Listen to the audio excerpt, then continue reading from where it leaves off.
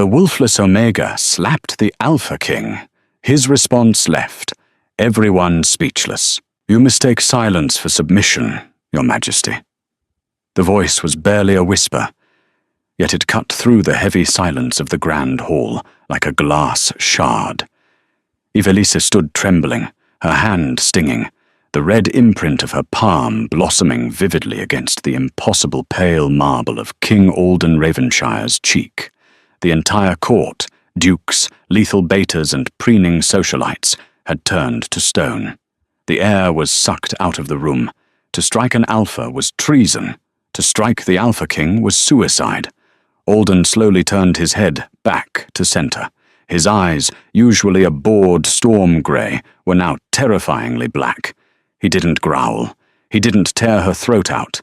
Instead, he tilted his head, a ghost of a smile touching his lips. "Do it again," he said softly. The Moonshadow Gala was less a celebration of the lunar equinox and more a meat market wrapped in silk and malice.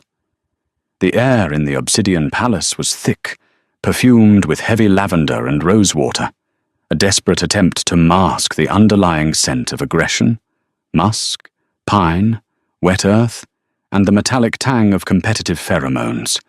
To a wolf, it was a symphony of scents. To Ivelisse, it was a suffocating fog.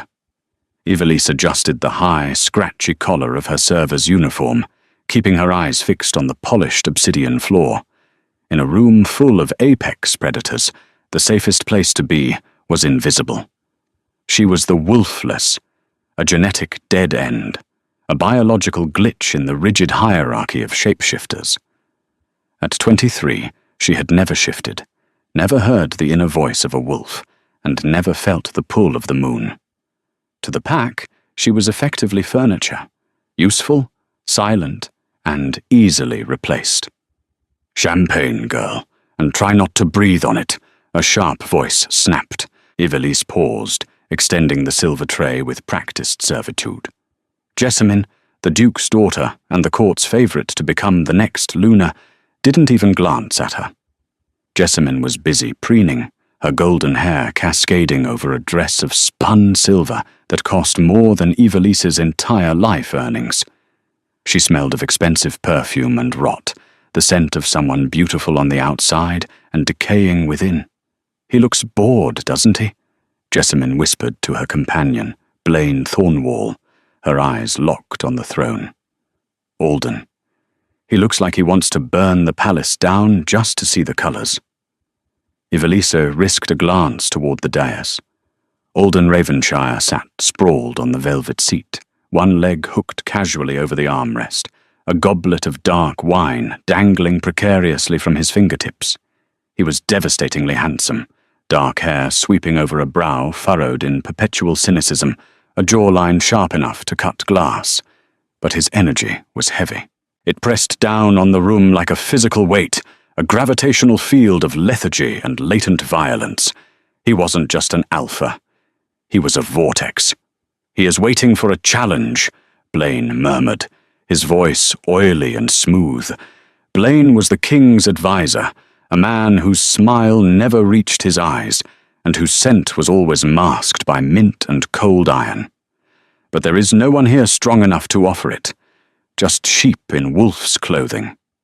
"Perhaps I should offer him a dance," Jessamine cooed, stepping back. Ivelisse moved to withdraw, sensing the shift in movement, but she wasn't fast enough. Jessamine's heel, accidentally, caught the hem of Ivelisse's skirt. It happened in agonizing slow motion.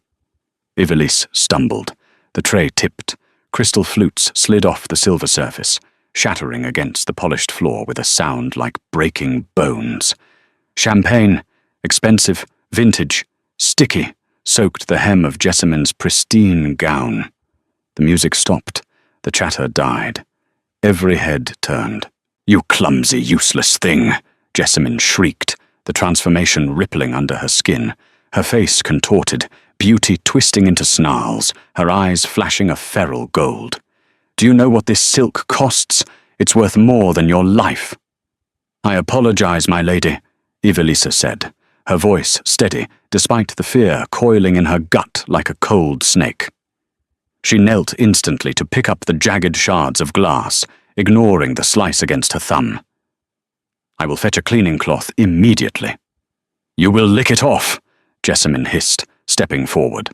The cruelty of the pack took over, the mob mentality shifting the room's atmosphere from party to hunt. The crowd tittered, sensing blood. It was a game to them. Humiliate the Wolfless. Remind the runt of her place. "That is all you are good for. Scavenging." Ivelis froze. Her hand hovered over a piece of broken crystal. A heat, unfamiliar and searing, rose in her chest. It wasn't the heat of a wolf. It was the heat of a human pushed too far. She looked up, meeting Jessamine's glowing gaze. No. The word was quiet, but in the acoustic perfection of the hall, it echoed like a gunshot. Blaine Thornwall stepped forward, sneering, enjoying the show. "You refuse a high-ranking wolf, Omega.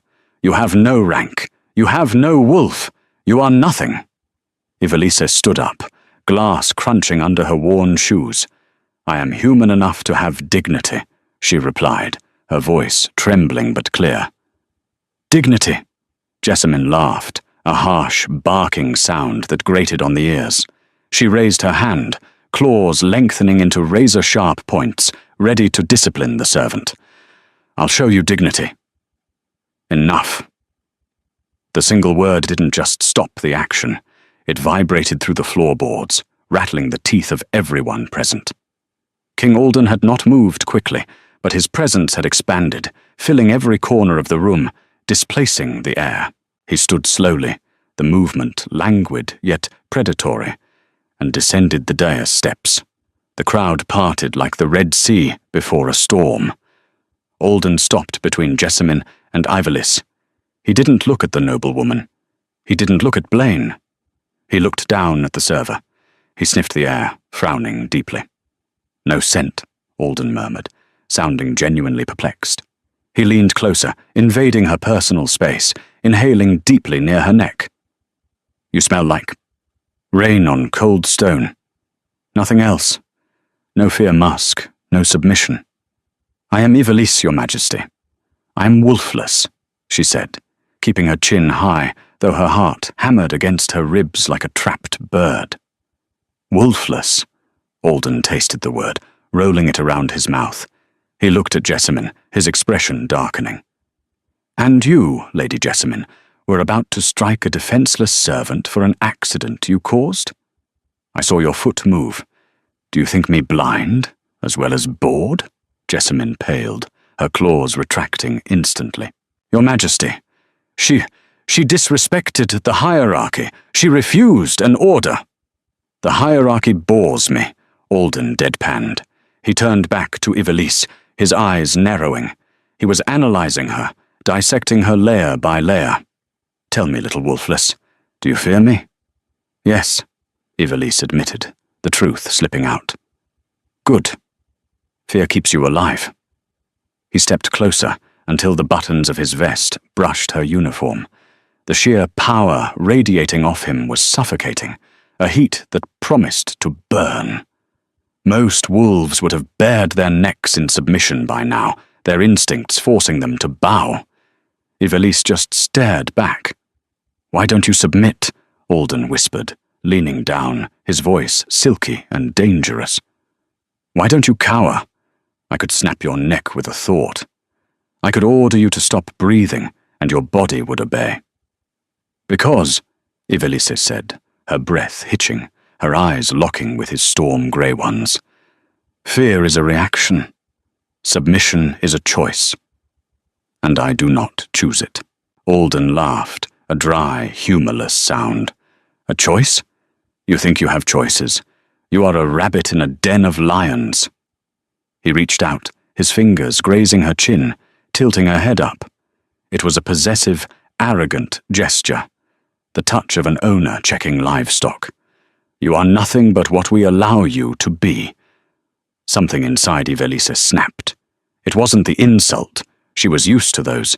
It was the arrogance, the absolute certainty that her existence was defined solely by his power, the assumption that because she lacked a beast, She lacked a soul.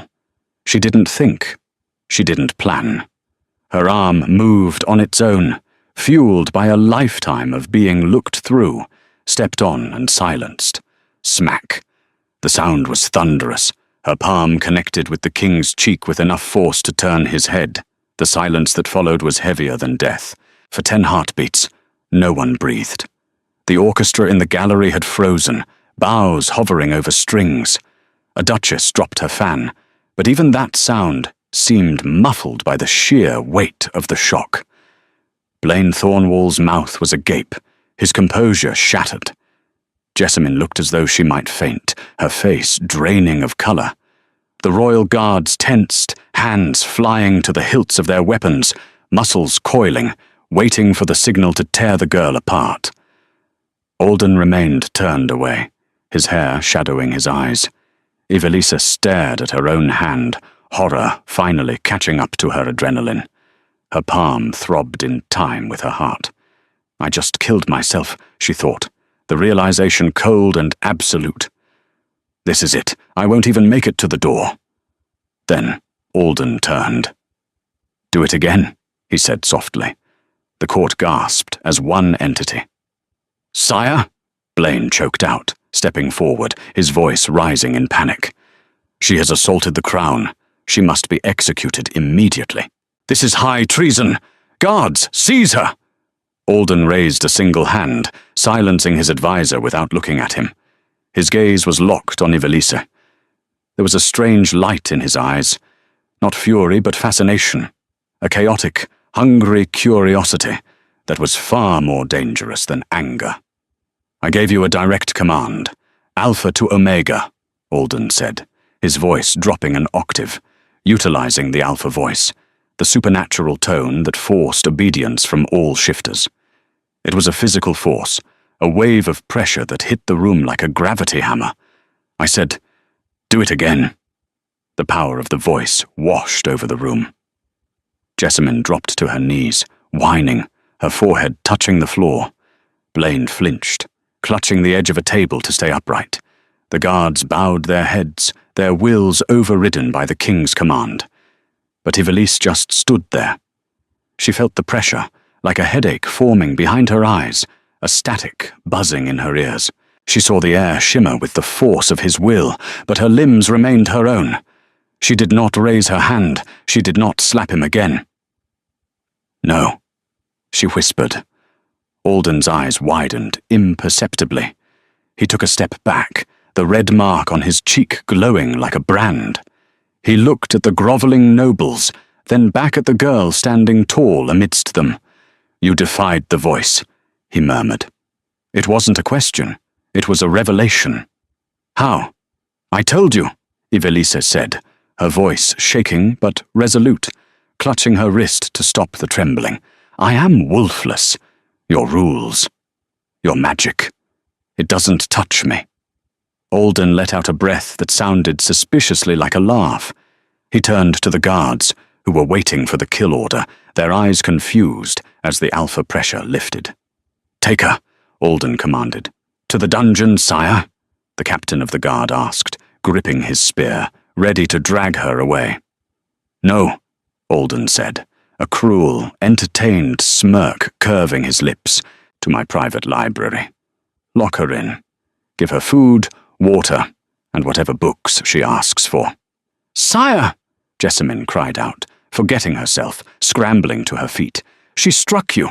You cannot let her live. It makes you look weak. Alden spun on his heel, his cape swirling around him. The playful demeanor vanished, replaced by the terrifying aura of the Alpha King, a darkness that swallowed the light in the room. She is the first thing in this kingdom that hasn't bored me to tears in a decade, Jessamine. If anyone touches a hair on her head, I will hang them from the walls by their own entrails. He looked back at Evelise, who was being flanked by 2 massive guards. We have much to discuss, little Wolfless, about what you are, and why you are the only one who can say no to a king. As the guards escorted her out, gripping her arms firmly but not painfully, Evelise caught the eye of an older woman standing in the shadows of the upper gallery. It was Honoria, the keeper of the archives. Honoria didn't look surprised. She looked terrified. She raised a trembling hand to her lips, a silent signal. Be quiet. Ivelisse was marched out of the ballroom, leaving the shattered glass and the shattered hierarchy behind her. She wasn't dead. But as she entered the dark, torch-lit corridors leading to the king's private wing, she realized she might have walked into a trap far more dangerous than execution. She had become interesting to a monster. The king's library was a fortress of knowledge. 2 stories high, lined with mahogany shelves that stretched into the gloom, filled with the scent of old paper, leather, and dust motes dancing in the moonlight. It was beautiful, a sanctuary of silence, but the heavy iron lock clicking on the outside of the door reminded Ivelisse of what it truly was. A cage. It had been 3 hours. Ivelisse paced the Persian rug, wearing a groove into the intricate pattern. Her mind was racing. She had slapped Alden Ravenshire. She had slapped the Wolf King, and she was alive. Why? The immunity to the voice was the key. She had always known she was different. Wolfless meant no shifting, no enhanced strength, no healing factor. But she had assumed the Alpha Command would still work on her simply because she was born of wolf blood. To find out she was immune, that made her dangerous. It made her a liability to the crown's control. If the peasants knew the king could be defied, the kingdom would crumble. The lock clicked. Ivelisse spun around as the heavy oak doors groaned open. It wasn't the king. Blaine Thornwall slipped inside, closing the door softly behind him. The king's advisor looked out of place among the books, his suit too sharp, his eyes too restless. He smelled of cold sweat and metallic intent. You have caused quite a stir, Blaine said, his voice smooth, lacking the growl most alphas use to intimidate, but carrying a viper's strike underneath. The council is demanding your head. Jessamine's father is threatening to withdraw his support for the northern borders if the insult to his daughter isn't answered in blood. I did not ask for this, Ivelisse said, retreating behind a heavy oak desk, putting a barrier between them. Didn't you? Blaine walked to a shelf, running a finger along the spine of a book, leaving a trail in the dust. You stood up. You spoke back.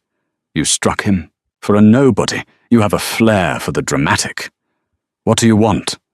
Blaine turned, his expression hardening. The mask slipped. I want to know who sent you. Who trained you to resist the voice? The Southern rebels? The Iron Pack? No one, Ivelisse said. I was born this way. Impossible, Blaine snapped, slamming his hand on a stack of books.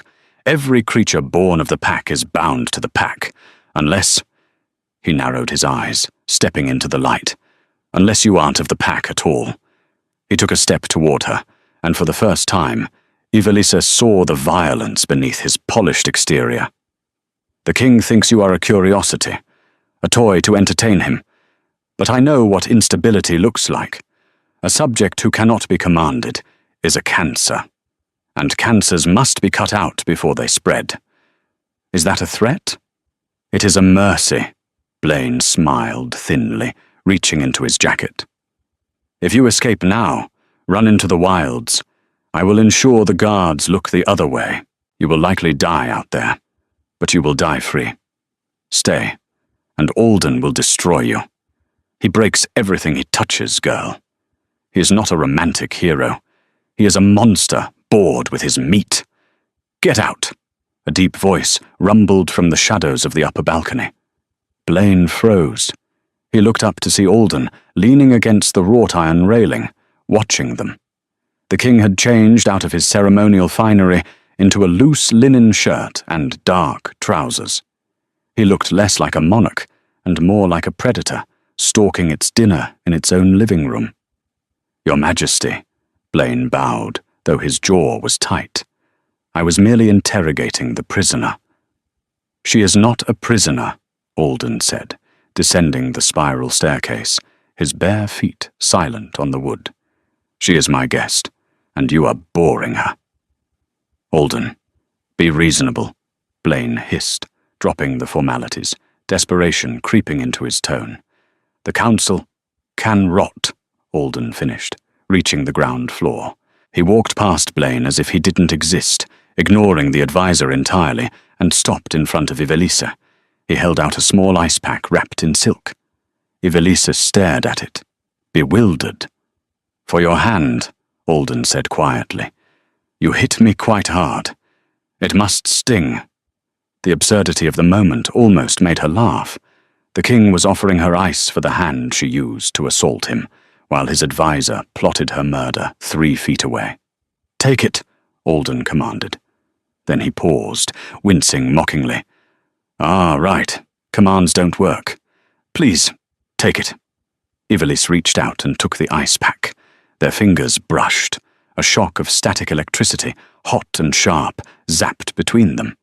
It wasn't just a spark, it was a connection, a jolt that felt like touching a live wire. Alden pulled back as if burned.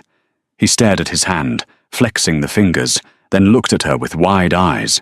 "Leave us, Blaine," Alden said, his voice dropping to a deadly whisper, never breaking eye contact with Ivelisse.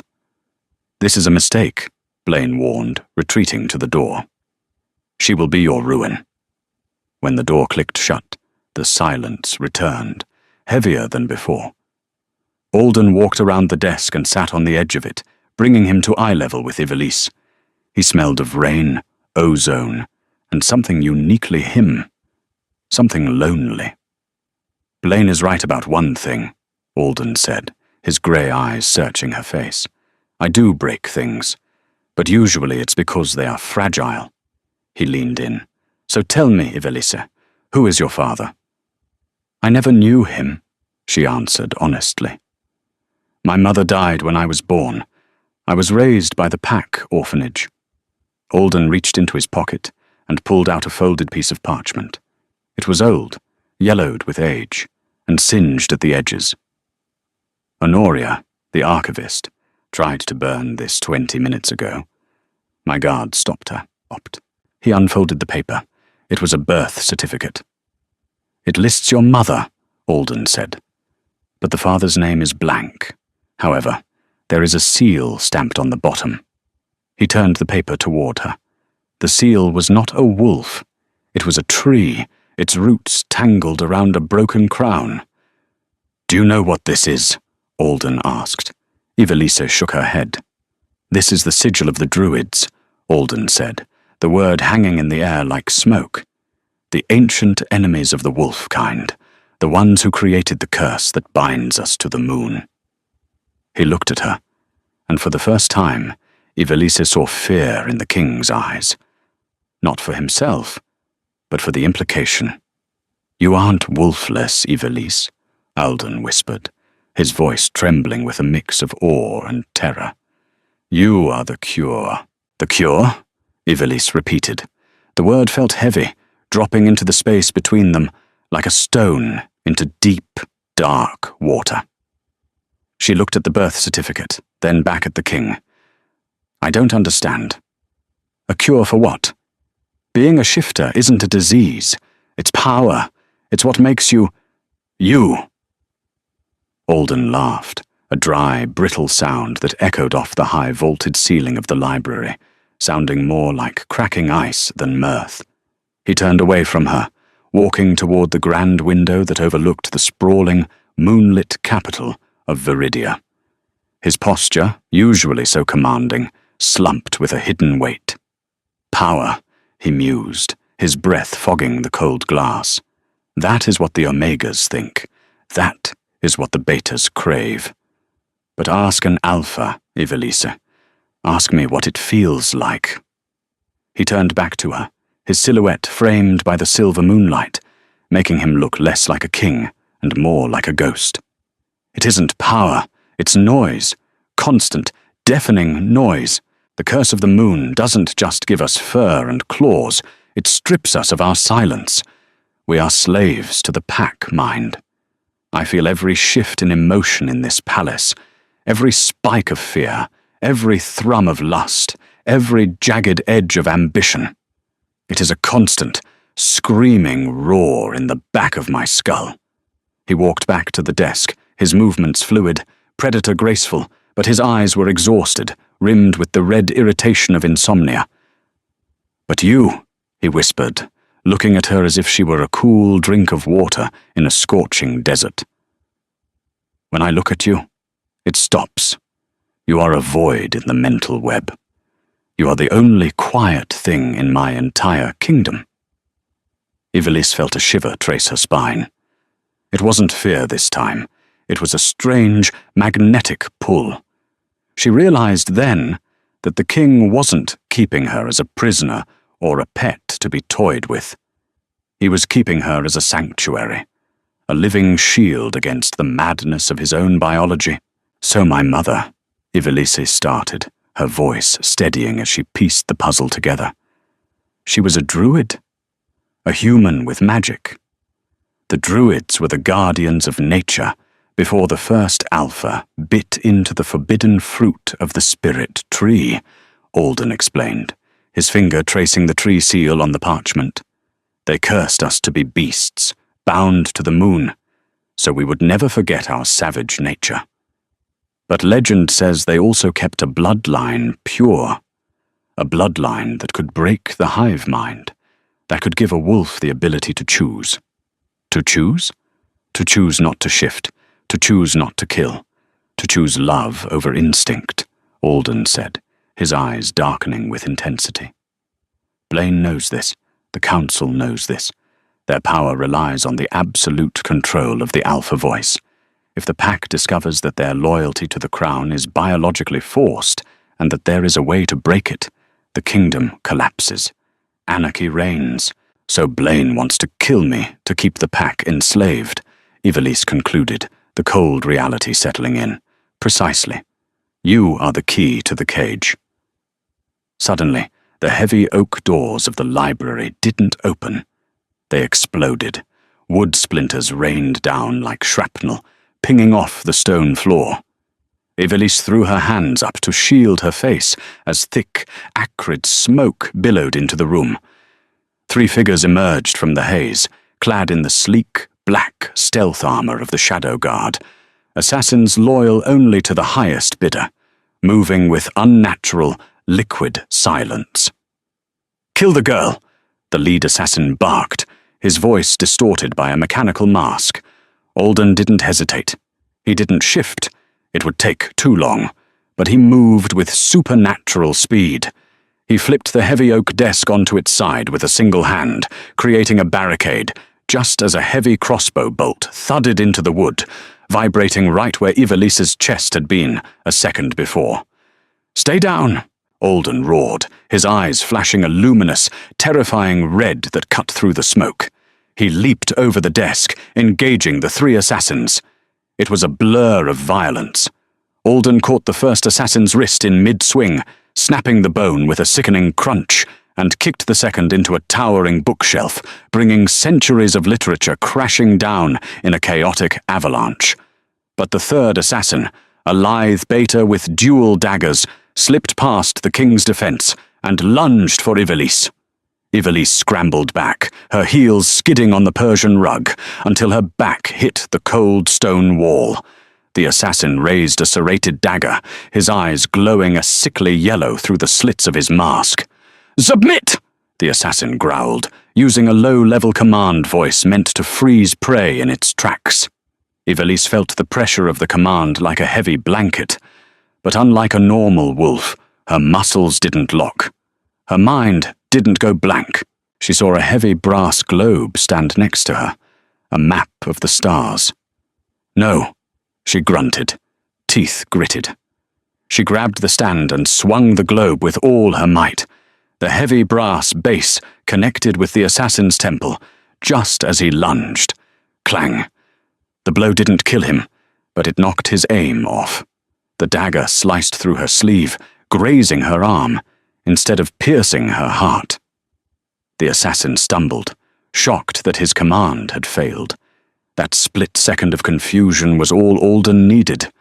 The king was there in a heartbeat, his hand closing around the assassin's throat.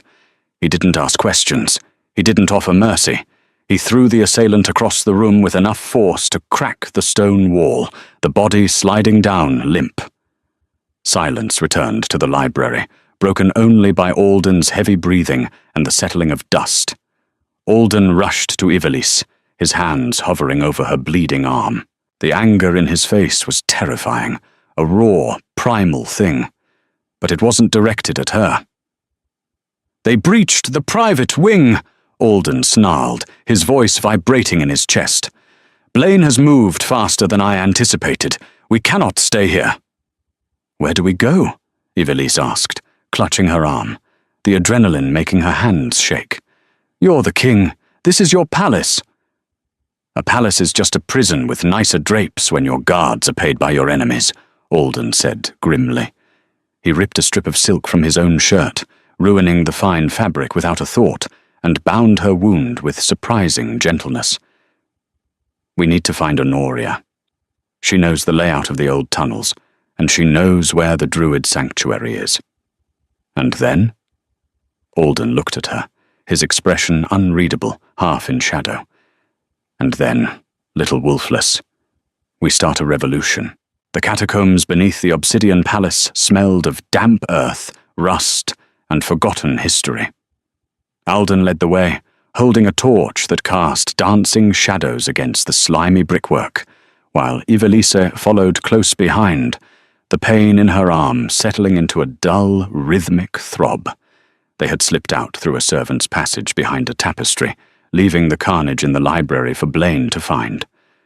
"We need to reach the Undercity," Alden said, his voice echoing in the narrow tunnel.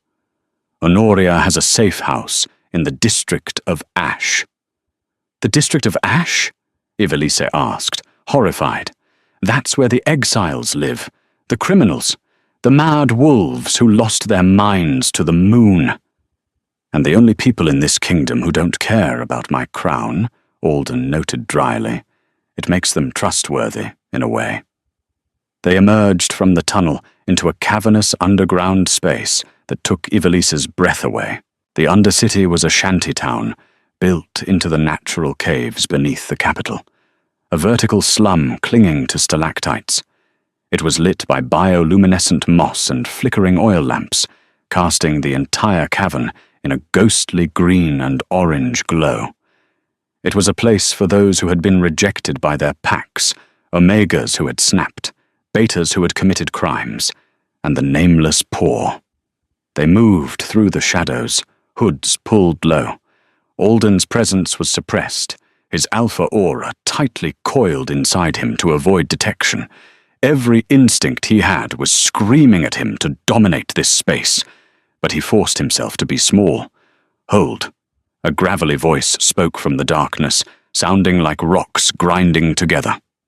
Alden stopped instantly, his hand going to the sword he had taken from the library display. A figure stepped out from behind a pillar of rock. He was massive, broad-shouldered, wearing worn leather armor, patched with wolf pelt and a tattered grey cloak. A jagged scar ran from his brow to his jaw, blinding one eye and giving him a permanent, gruesome grimace. The other eye was a piercing, intelligent blue. He held a heavy, repeating crossbow, aimed directly at Alden's chest. "You're a long way from your velvet throne, Your Majesty." The man spat the title like a curse. "Corwin," Alden said, his voice calm, recognizing the man. "I thought you were dead." "I should be," Corwin Ashvale growled, stepping into the dim light. "You sent me to the wilds to die, remember? For the crime of refusing an execution order." Ivelisse stepped forward, peering at the scarred man. The name triggered a memory from the orphanage stories. "Corwin? Corwin Ashvale? The former captain of the guard? The man who never missed?" Corwin's single eye shifted to her. His expression softened instantly, the aggression melting away into shock. You have her eyes." "Who?" Ivelisse asked. "Elara," Corwin whispered, lowering the weapon slightly. "Your mother." Alden lowered his sword. "You knew her mother?" I loved her, Corwin said, the grief in his voice raw and ancient, untouched by the years. He lowered the crossbow completely. I was the one ordered to kill her when the council found out she was pregnant with a half-breed, a druid-wolf hybrid. They feared what the child would be, what you would be. He looked at Ivelisse with a profound sadness. I faked the execution. I hid her in the orphanage. But I couldn't save Ilara. She died in childbirth, the strain of carrying a child with no wolf spirit. It was too much for her human body. Ivelisse felt tears prick her eyes. She had spent her life thinking she was abandoned, thrown away like trash. Instead, she had been saved. Her life was bought with blood and sacrifice. "Why are you here, Corwin?" Alden asked, his tone guarded. "I watch over her," Corwin said, gesturing to Ivelisse. "From the shadows. I knew the day would come when her nature would reveal itself. When she slapped you in the Great Hall, I knew the time had come. The signal was lit." "We need to find Honoria," Alden said, urgency creeping back into his voice. "Blaine knows. He sent Shadow Guard into the palace." Corwin spat on the ground. "Thornwall, that snake. If he knows, then the archives are already burning. You won't find Honoria there." "Then where?" Ivelisse asked. "She's with me," Corwin said. "We've been preparing for this war for 20 years. Come. But be warned, King. If you betray her, if you use her as a pawn, I will finish what the Wilds couldn't." Alden met the exile's gaze, king to captain. "If I wanted her dead, she would be dead. She is the only thing keeping me sane." Corwin grunted, unconvinced but accepting the truce for now. "Follow me. The wolves are hunting, and the scent of blood is in the air." Corwin's hideout was a converted cistern, dry and fortified, hidden behind a thundering waterfall of sewage runoff that effectively masked their scent from any tracker. Inside, it was surprisingly clean, filled with tactical maps, racked weapons, and, sitting by a small fire, Honoria. The archivist looked up as they entered, her face pale. She didn't bow to the king. She ran straight to Ivelisse, hugging her tightly. "Oh, child," Honoria wept, clutching Ivelisse's face. "I was so afraid when you spoke up. Brave, foolish girl." "We have the certificate," Alden said, placing the document on the rough wooden table. "But we need more than paper. We need to know how to use her bloodline to break the bond." Honoria pulled away, wiping her eyes with her sleeve. She looked at Alden with a mix of pity and severity. "It is not a spell, Your Majesty. It is a choice. The druid blood carries the frequency of the earth, not the moon. If Ivelisse can amplify that frequency, she can jam the alpha signal." "Jam it?" Alden asked. "Like static? Like cutting the strings of a marionette," Honoria corrected. "But to do it, she needs to be at the source, the spirit tree." "The spirit tree was destroyed centuries ago," Alden argued. "It's a myth told to pups." "No," Corwin interjected, stepping up to the table and stabbing a finger onto a map of the palace. "It was buried. Beneath the foundation of the obsidian palace. Beneath your throne room, Alden." The irony hung in the air, thick and suffocating. The source of their freedom was buried beneath the very symbol of their oppression. "So we have to break back into the palace," Ivelisse said, her voice trembling slightly. "Into the lion's den, while they are hunting us." "We have to do more than that," Corwin said, checking the mechanism of his crossbow, oiling the string. "We have to do it tonight. Blaine isn't waiting. Look." He pulled a small crystal sphere from his pocket, a magical communication device used by the guards. He tapped it, and a holographic projection flickered to life in the center of the room. It was Blaine, standing on the balcony of the palace, his face illuminated by magical lights, addressing a roaring crowd below.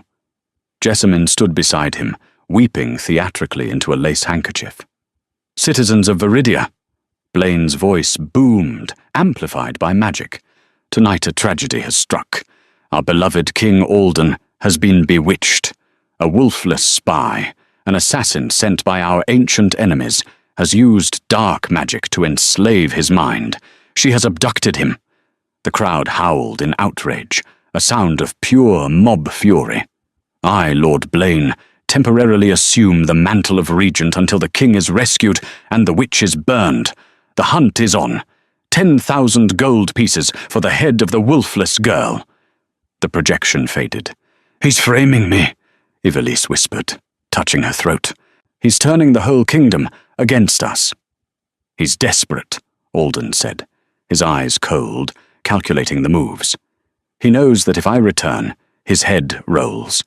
He has to kill me to keep power, but he can't be seen killing a king.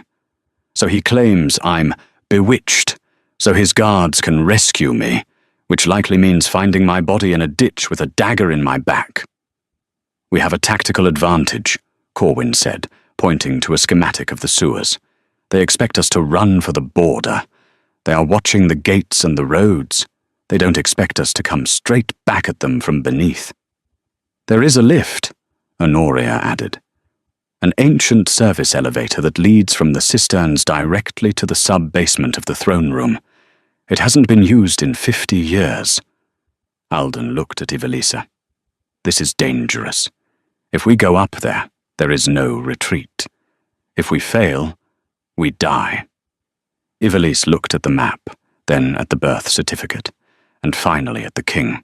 She saw the exhaustion in him, the desperate need for silence. She saw the man beneath the monster. "I spent my whole life being invisible," Ivelisse said, her voice strengthening, steel entering her spine. "I'm tired of hiding. Let's go break your throne, your majesty." Alden smiled, and for the first time it reached his eyes. It was a dazzling, dangerous smile. "That's my girl." The ascent was grueling.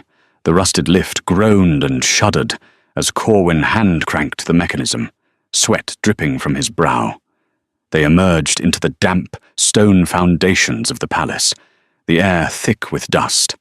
Above them, they could hear the rhythmic thumping of feet, the sound of hundreds of soldiers mobilizing. "We need to get to the center of the room," Honoria whispered. "There is a seal on the floor under the rug. Ivelisse needs to place her hand on it and bleed. Her blood will wake the roots." "I'll clear the path," Alden said. He stripped off his ruined shirt, revealing a torso scarred from 100 duels. He looked at Corwin. "Can you hold the rear?" "I'll hold it until hell freezes over," Corwin grunted, loading a fresh bolt. They burst through the secret panel into the great hall. It was chaos. The gala was over, but the hall was filled with soldiers and nobles debating the crisis. Blaine sat on the throne, looking entirely too comfortable, swirling a glass of wine. When the panel burst open, silence fell once again. Alden stepped out, shirtless, bloody, radiating a fury so palpable it cracked the marble beneath his feet. "Get off my chair, Blaine," Alden said. His voice wasn't a shout. It was a death sentence. Blaine stood up, his face pale. "Guard! Protect the regent!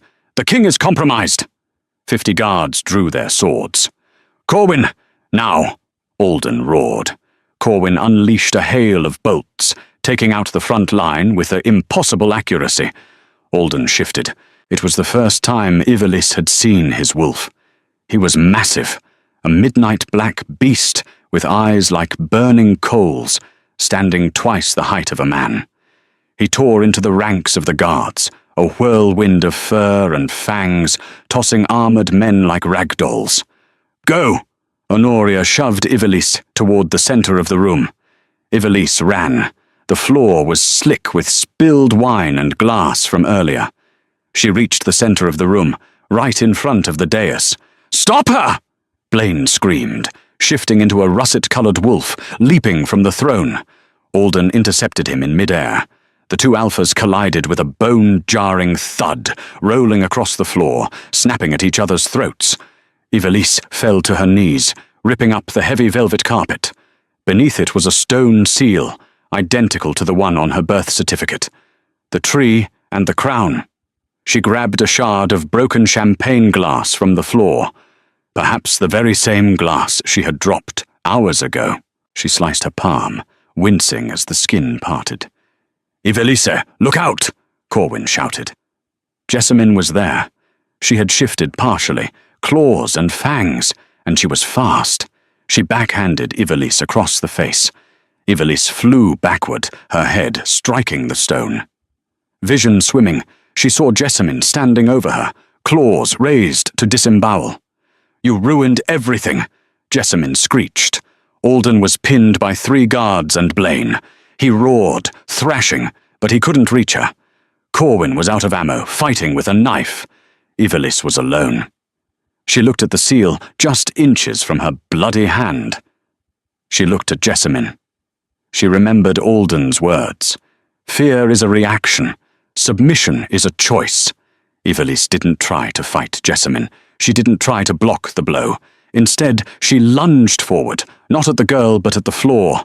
She slammed her bleeding hand onto the stone seal just as Jessamine's claws came down.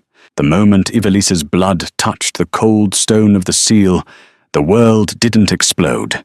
It inhaled. The sounds of battle, the clashing steel, the feral snarls, Jessamine's scream of triumph were sucked into a vacuum of sudden, terrifying pressure. The floor beneath the grand hall groaned, a deep, tectonic rumble that vibrated in the teeth of every living soul in the room. Jessamine froze, her claws inches from Ivelisse's face. She looked down, confusion warring with her rage. The gold light in her eyes flickered and died, leaving them a dull, human hazel. My wolf!" Jessamine gasped, stumbling back, her hands trembling. "I can't hear her. It's silent." Then, the floor erupted. Not with fire, but with life. Massive, gnarled roots, glowing with veins of ethereal silver light, burst through the marble. They weren't attacking. They were reclaiming. The ancient spirit tree, dormant for 1,000 years beneath the foundations of tyranny, had tasted the blood of its kin and awakened. The shockwave of energy hit the Alphas first. Blaine Thornwall, mid-lunge in his wolf form, howled, not in pain, but in shock, as he was forced back into his human skin. He crashed onto the dais, naked and shivering, the supernatural bulk that gave him his authority evaporating like mist. Around the room, the transformation cascaded. Guards dropped their weapons, clutching their heads as the noise, the constant driving aggression of the pack mind, was severed. The red haze of bloodlust lifted, leaving behind confused men and women who looked at their swords with horror. The mental web that bound them to the Alpha's command had snapped. Alden, still pinned by the guards who were now stumbling away, fell to his knees. He didn't look at the chaos. He looked at Ivelisse. He took a deep, shuddering breath. For the first time in his life, his mind was his own. "Silence," Alden whispered, tears mixing with the blood on his face. "It's finally quiet." Ivelisse remained on the floor, her hand still pressed to the glowing seal. She felt the pulse of the earth, slow, steady, ancient. It wasn't a command. It was an invitation. She wasn't controlling them. She was liberating them. "Kill her!" Blaine shrieked from the dais, scrambling to cover himself with the velvet throw from the throne. "She has stolen your spirits. She has neutered you. Kill the witch!" He pointed a shaking finger at Ivelisse. "Guards, I am your regent. Obey me." The captain of the guard looked at Blaine, then at his own trembling hands. He looked at the king, who was slowly rising to his feet. "Your voice is gone, Blaine," Alden said. His voice was no longer the supernatural boom of the Alpha, but it carried a weight far more terrifying, raw, human authority. "You have to ask them nicely now," Blaine snarled, his eyes darting around the room, realizing his supernatural hold was broken. He grabbed a ceremonial sword from the wall display. "I don't need a wolf to kill a traitor and a cripple." He charged down the steps, aimed straight for Ivelisse. Ivelisse was exhausted, the magic of the tree draining her reserves, but she didn't flinch. She didn't have to. Alden moved. Without the enhanced speed of the wolf, he was slower, but he was cleaner. He stepped between Ivelisse and the falling blade. He caught Blaine's wrist, not with claws, but with a grip of iron forged in a lifetime of discipline. "You forgot something, Blaine," Alden gritted out, looking his advisor in the eye. "I didn't rely on the wolf to be king. I relied on the wolf to tolerate you." Alden twisted. The sword clattered to the floor. He drove a fist into Blaine's jaw, a strictly human punch that lacked the bone-shattering force of a shifter, but possessed all the satisfaction of justice. Blaine crumbled to the marble floor, unconscious. "It's over," Corwin announced, stepping out from the shadows, his crossbow resting casually on his shoulder. He looked around the room at the bewildered nobles. "The curse is broken. You aren't a pack anymore.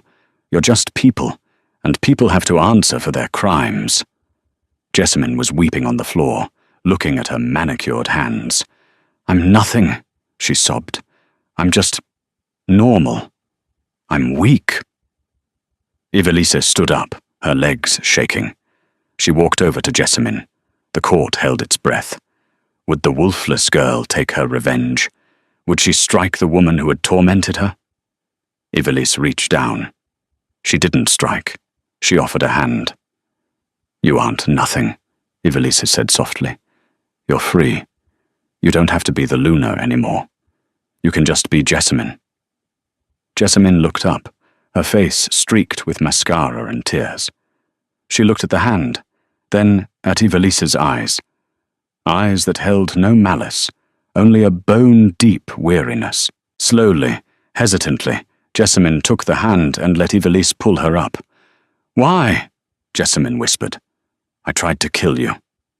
"Because the hierarchy is dead," Ivelisse said, her voice carrying through the silent hall. "We don't look down on people anymore. We look them in the eye." Alden watched her, a look of profound wonder on his face. He walked over to her, ignoring the stares of the court, ignoring the ruins of his throne room. He stopped inches from her. He didn't touch her. He just breathed, savoring the absence of the noise. "You did it," he murmured. "You actually did it." "We did it," Ivelisse corrected. Eldon shook his head. "No. You. I was ready to burn this world down. You saved it." He reached out, taking her bleeding hand, the hand that had slapped him, the hand that had saved his soul, and brought it to his lips. He kissed the palm, right over the cut. "I yield," the king whispered, loud enough for everyone to hear. "To you. Not as an alpha to an omega, but as a man to a woman." The weeks that followed were chaotic, difficult, and beautiful. The unbinding, as it came to be called, had stripped the shifters of their involuntary shifting and the hive mind, but not their nature. They could still shift, but it was difficult, requiring immense focus and will. It was no longer a reflex of anger. It was a deliberate act. Violence dropped by 90% across the kingdom. Blaine was tried by a jury of peers, not by combat, and sentenced to exile in the wilds. Without his wolf to protect him, it was a death sentence, but he walked away with his head high, too proud to beg. Corwin was reinstated as the commander of the City Watch, though he spent most of his time complaining about the paperwork. Honoria finally got to reorganize the library without fear of censorship. And Ivelisse? She stood on the balcony of the Obsidian Palace, watching the sun set over a city that felt different. The air was lighter. She wore a simple dress, refusing the royal silks Jessamine had tried to offer her as a peace offering. Thinking of running away, she turned to see Alden. He looked different, too. The tension that had lived in his shoulders for decades was gone. He wore simple clothes, no crown. He looked younger, lighter. "I thought about it," Ivelisse admitted, turning back to the skyline. "I fulfilled my destiny.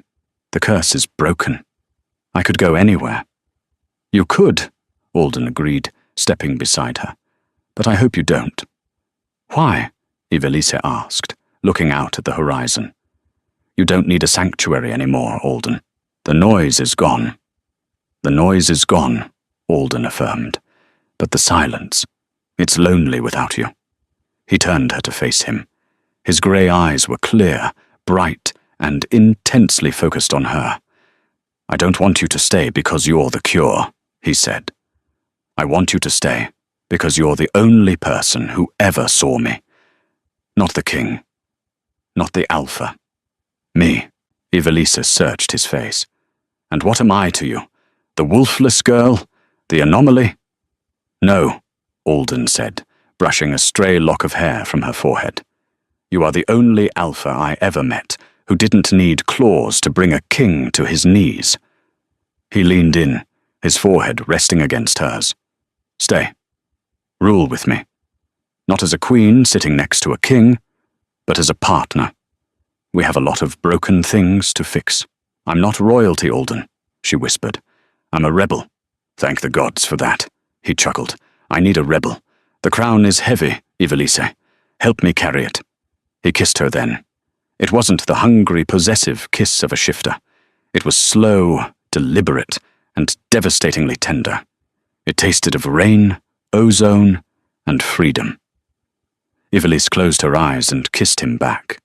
She realized then that she had never really been wolfless. She had just been waiting for a pack of two. "Okay," she whispered against his lips. "I'll stay." "Good," Alden smiled, pulling her close, "because I was about to order you to." Ivelisse pulled back, raising an eyebrow. "Excuse me?" Alden laughed, a true, deep laugh that shook his chest. "I'm kidding. I know better now. I remember the slap. Don't you forget it," she grinned. Below them, the city lights flickered on, one by one, illuminating a kingdom where fear had been replaced by choice, and where the strongest heart wasn't the one with the sharpest teeth, but the one brave enough to break the silence.